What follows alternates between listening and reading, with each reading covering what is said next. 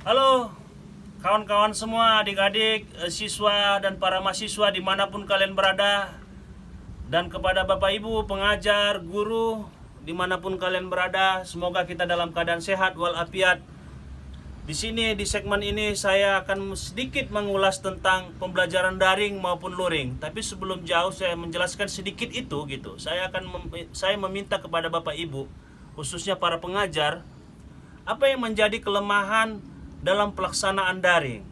Silakan tulis komentar Bapak Ibu. Lalu apa yang menjadi keunggulan dan menjadi kelebihan dalam melaksanakan pembelajaran daring? Silakan juga tulis, dan itu akan menjadi masukan kami dan akan kami kembangkan untuk lebih baik lagi ke depan. Kepada adik-adik mahasiswa, kepada adik-adik siswa dimanapun kalian berada, silakan keluarkan unek-unek kalian di segmen saya yang sederhana ini.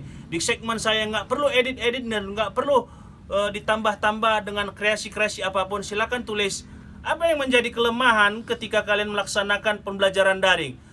Apa yang menjadi jenuh kepada kalian saat melaksanakan pembelajaran daring, ditambah lagi dengan fasilitas, infrastruktur, dan bantuan kuota yang memang tidak memadai dan bahkan tidak merata atau sama sekali tidak mendapatkan bantuan itu gitu. Silakan tulis. Nah, di sini kita bebas gitu. Yang penting kita tidak mengandung unsur sara, tidak mendiskriminasi orang dan membicarakan kelompok-kelompok lain. Kita sini berbicara bebas. Apa yang menjadi kelemahan dan apa yang menjadi kebosanan dalam pelaksanaan daring itu tadi yang saya sebutkan. Oke, kita bicara tentang daring. Saya kira sepanjang Republik ini berdiri gitu, baru inilah di tahun 2020 ini Indonesia melaksanakan pembelajaran daring secara serentak gitu. Karena apa ya? Jelas gitu, karena ada COVID-19, pandemi.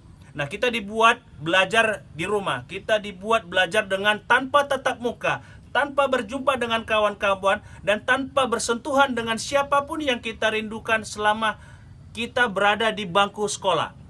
Namun gitu, selama pandemi ini juga gitu, kita belajar dengan daring, dalam jaringan.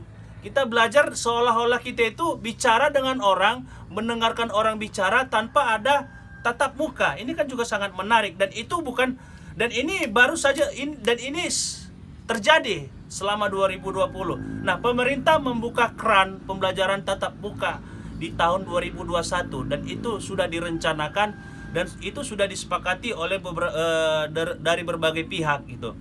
Tetapi pembelajaran tatap muka yang dilaksanakan pada 2021 nanti belum tentu 100%. Artinya apa? Ada mungkin pembelajaran yang dilaksanakan tatap muka, lalu ada pembelajaran yang dilaksanakan secara daring. Tetapi ini juga saya lihat dengan COVID-19, dengan pandemi COVID-19 yang angkanya terus menanjak naik gitu. Saya kira di beberapa kota tertentu, di beberapa wilayah daerah tertentu, saya kira akan juga masih menerapkan pembelajaran daring, dan ini belum serentak gitu. Apa yang menjadi keluhan kita? Kalau saya ditanya secara pribadi, saya akui jenuh belajar dengan daring gitu.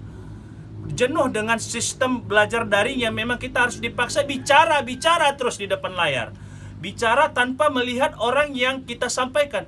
Kadang kita belajar daring dengan orang yang kita tidak tahu dia mendengarkan itu sambil tidur-tiduran kah atau sambil menonton TV karena dia menutup layar atau menutup kameranya atau mematikan mikrofonnya. Kita tidak tahu dia apakah dia mendengarkan kita bicara. Mungkin itu menjadi testimoni saya mengeluarkan unek-unek Bapak Ibu, khususnya para pengajar gitu. Dan mungkin dengan sistem yang ada, dengan jaringan yang ada, lalu dengan kuota yang ada, kita sangat boros belanja kuota internet untuk kebutuhan pembelajaran daring. Ditambah lagi dengan sistem yang seperti ini, sistem yang pada akhirnya kita merasa kejenuhan dengan pembelajaran daring itu. Karena satu, mungkin kreativitas pembelajarannya sangat minim.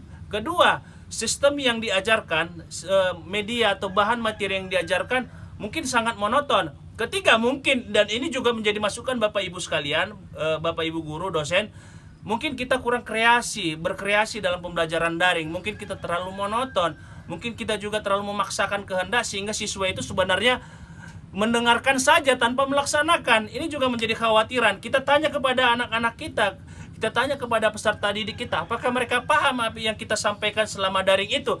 Mereka jawab saja paham supaya selesai. Mereka jawab saja, iya Pak, saya paham Pak. Iya Bu, saya paham Bu. Tetapi sebenarnya kita belum tahu sebenarnya Apakah substansi yang kita sampaikan kepada mereka itu tersampaikan? Apakah substansi materi yang kita sampaikan itu mereka pahami? Jadi sebenarnya banyak hal masalah yang kita dapati selama pembelajaran daring ini maupun luring ini. Tapi saya kira dari kita semua yang menyaksikan segmen saya ini, kita sangat merindukan dengan sistem pembelajaran luring, tatap muka, berjumpa langsung, bercengkrama langsung, berkomunikasi langsung, dan terjadi interaksi dialog, terjadi interaksi debat, terjadi interaksi antara guru dengan murid, terjadi interaksi antara dosen dengan mahasiswa. Artinya apa? Ini sesuatu yang sebenarnya dalam pendidikan itu menambah semangat kita dalam belajar. Tetapi karena keadaan COVID-19 yang saya sebutkan tadi, kita mau tidak mau kita harus belajar dengan daring. Kita harus bisa beradaptasi dengan teknologi. Kita harus bisa beradaptasi dengan aplikasi-aplikasi yang disediakan hari ini, yang kita harus gunakan, yang harus kita pahami bagaimana mengelola bahan pembelajaran itu supaya menarik. Bagaimana suara kita bicara di depan kamera itu didengar orang lain, didengar peserta didik kita, didengar murid-murid kita, didengar para mahasiswa kita gitu. Jadi sebenarnya ada tenaga ekstra yang harus kita keluarkan selama pembelajaran daring itu. Ada biaya yang sebenarnya yang mungkin kita tidak perlu lagi malu-malu membicarakan itu. Ada biaya yang ekstra yang harus kita keluarkan selama pembelajaran daring. Belum lagi sistem jaringan yang memang konektivitasnya bisa kita katakan setiap daerah konektivitas jaringan itu sangat berbeda, dan itu juga persoalan infrastruktur gitu. Jadi saya kira kita belajar daring maupun luring itu saya kira tetap punya plus minus gitu, baik daring maupun luring.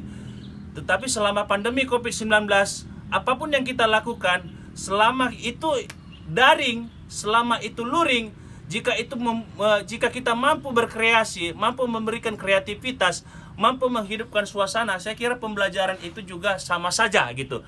Jadi daring maupun luring sebenarnya, jika kita para pendidik khususnya, para guru, para dosen, mampu menghidupkan suasana, mampu menghidupkan kebatinan antara murid dengan guru, mahasiswa dengan dosen, menghidupkan antara hubungan kebatinan ini, saya kira pembelajaran itu juga sangat menarik walaupun itu daring. Tapi yang saya lihat dengan berbagai survei yang sederhana yang saya lakukan, sebenarnya pembelajaran daring itu hanya sebenarnya mengikuti rutinitas saja gitu, mengikuti sistem yang sedang dibuat, sistem yang sedang dilakukan. Tetapi kebatinan yang dibangun dalam pembelajaran daring itu belum mampu menyentuh relung jiwa murid. Jadi saya kira komentar yang Bapak Ibu berikan, masukan yang Bapak Ibu berikan dalam segmen ini sangat bermanfaat untuk kita kembangkan bersama. Sekian, sampai berjumpa lagi di segmen selanjutnya.